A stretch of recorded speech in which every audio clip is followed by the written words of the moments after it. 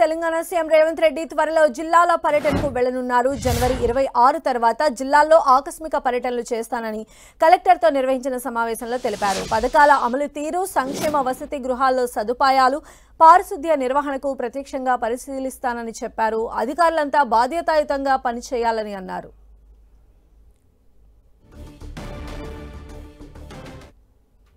Revanth Reddy district tour కి సంబంధించినటువంటి additional details మా ప్రతినిధి కొండల్ మనకు అందిస్తారు. కొండల్,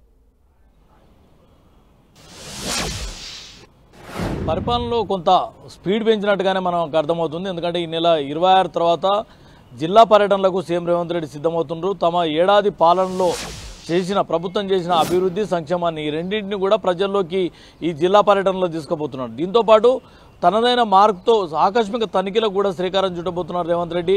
గతంలో అధికారులకు పరిపాలనలో భాగస్వాములు కావాలి, ప్రజలకు మరింత చేరువ కావాలని చెప్పి చెప్తున్నప్పటికీ కూడా కొంతమంది అధికారుల్లో ఇంకా ఆ నిర్లిప్తత కనిపిస్తుంది. వారందరూ కూడా తమ పనితీరును మార్చుకోవాలని చెప్పి నిన్న కలెక్టర్ల కాన్ఫరెన్స్లో సీఎం రేవంత్ రెడ్డి సీరియస్ అయిన అంశాన్ని కూడా మనం గమనించాల్సి ఉంటుంది. ఖచ్చితంగా క్షేత్రస్థాయిలో అందరూ పర్యటించాల్సిందే, కలెక్టర్లు ముఖ్యంగా క్షేత్రస్థాయిలో పర్యటించాలని గతంలో చెప్పినప్పటికీ కూడా కొంతమంది కలెక్టర్లు దాన్ని పట్టించుకోలేదు. ఈ నేపథ్యంలోనే ఆయన కొంత సీరియస్ అయిన పరిస్థితి ఉంది. ఈ నేపథ్యంలోనే 26 నుంచి తానే జిల్లా పర్యటనలోకి వస్తున్నాను, అదేవిధంగా ఆకస్మిక తనిఖీలు చేస్తాను, ఎక్కడైతే నిర్లక్ష్యం కనిపిస్తుందో అక్కడనే కఠిన చర్యలు తప్పవని చెప్పి కూడా ఒక స్మూత్ వార్నింగ్ కూడా ఇచ్చిన పరిస్థితి. మొత్తం చూసుకుంటే ఈ జిల్లా పర్యటనలు ఆకస్మిక తనిఖీలతో తన మార్కును పరిపాలనలో చాటుకోబోతున్నారు. అదేవిధంగా పరిపాలనపై పట్టు సాధించబోతున్నారు. అధికారుల్లో ఏదైతే నిర్లక్ష్యం ఉందో ఆ నిర్లక్ష్యాన్ని తొలగించేందుకు ఈ పర్యటనలను సీఎం రేవంత్ రెడ్డి యూజ్ చేసుకోబోతున్నారు. దీంతోపాటు ప్రధానంగా ఇప్పుడు త్వరలోనే పంచాయతీ ఎన్నికలు రాబోతున్నాయి. ఈ పంచాయతీ ఎన్నికలకు ఈ శ్రేణులను సమాయత్తం చేసేందుకు కూడా ఈ జిల్లా టూర్లను ఉపయోగించుకోబోతున్నారు. ఈ నెల 26 నుంచి రైతు భరోసా, ఇందిరమ్మ ఆత్మీయ భరోసాతో పాటు రేషన్ కార్డు, కొత్త రేషన్, ఈ 3 పథకాలకు 26 నుంచి శ్రీకారం చుట్టబోతున్న నేపథ్యంలో ఒక పండుగ వాతావరణాన్ని తెలంగాణలో కార్యక్రమాన్ని ప్రభుత్వం చేయాలని చెప్పి ప్రభుత్వం డిసైడ్ అయింది.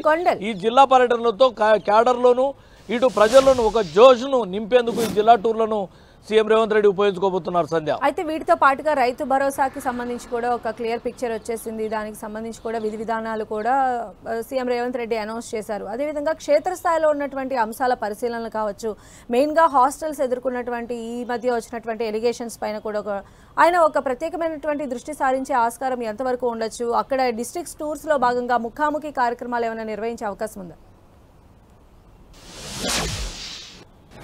ఖచ్చితంగా క్షేత్రస్థాయిలోకి వెళ్ళినప్పుడు ఇంటరాక్షన్ కార్యక్రమం కూడా ఉంటుంది.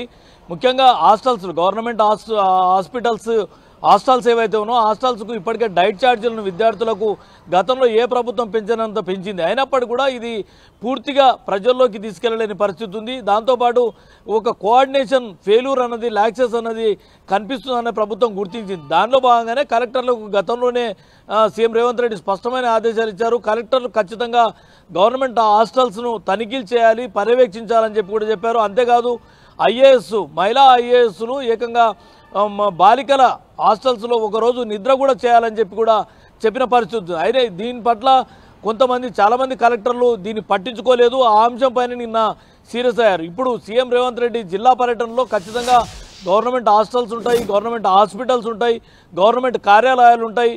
పరిపాలనకు ఎక్కడైతే కేంద్ర బిందువుగా ఉన్నాయో, ప్రజలకు సేవలు ఎక్కడ అందించాల్సిన సెంటర్ పాయింట్గా ఉన్నాయో వాటన్నింటిలో కూడా ఆకస్మిక తనిఖీలను సీఎం రేవంత్ రెడ్డి చేయబోతున్నారు.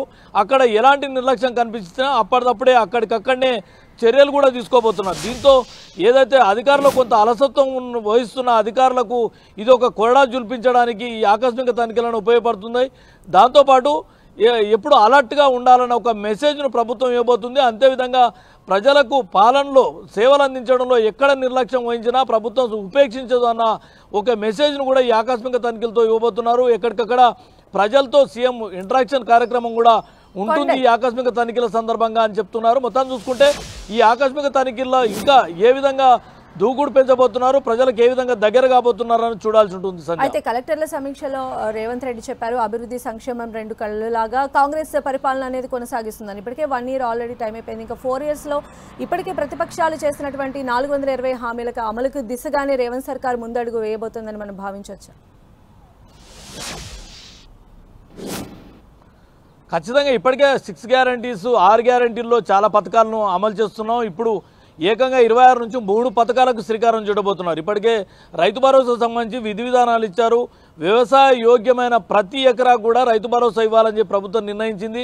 దాంట్లో పంట వేసినా వేయకున్నా అన్నది అని ప్రధానంగా అయితే ఈ సంక్షేమాన్ని అభివృద్ధిని ఏడాది పాలనలో చేసిన అభివృద్ధి సంక్షేమాన్ని ప్రజలకు వివరించేందుకు ఈ జిల్లా టూర్లు ఆకస్మిక తనిఖీలను ముఖ్యమంత్రి రేవంత్ రెడ్డి ఉపయోగించుకోబోతున్నారు. సంధ్య రైట్ కొండల్.